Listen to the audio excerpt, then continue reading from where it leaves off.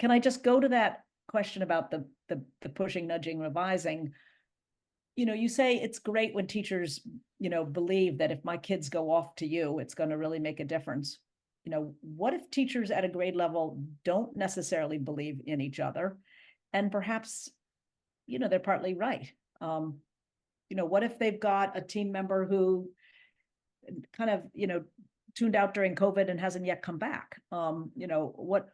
How does that work with this whole sense of how do you have collective efficacy in a situation? Yeah, I mean, because clearly any people that have that sort of mindset, or they're going through something difficult or whatever that actually has an impact on their own efficacy, like they're a naysayer, that does impact the group, right? It impacts the greater group. So a lot of the work that we do is we're training peer facilitators, grade level leads that are leading that. And the research is pretty clear that we need to be spending time with people that are facilitating PLCs. That came from the Gallimore-Ermeling research, where they looked at Title I schools and effective PLCs. So we do a lot of work on building the capacity of peer facilitators to lead, even through conditions that might not be the best. Like, how do we handle this sort of archetype?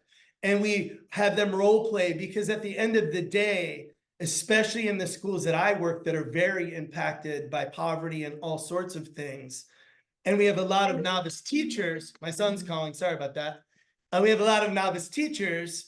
Like, it's also important that we train them how to maneuver group dynamics. And so we spend a lot of time with principals and leadership teams and teaching them how to do that. And we connect with them often, because it's real and we can't pretend it's not real. But we can only control ourselves. We can't control anybody else but ourselves.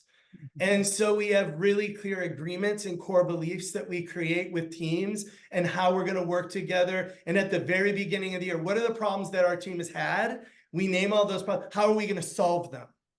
Like, we know we're going to have these problems. We've had them every year, but this year we're going to come up with if-then statements. If this problem happens, then this is how we will tackle it.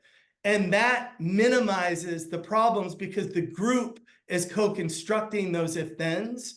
And so when those things happen, we have ways for them to deal with it. And then if they can't deal with it, then we kind of create different levels of when would you want the principal or the assistant principal to get involved. So all that stuff is talked about.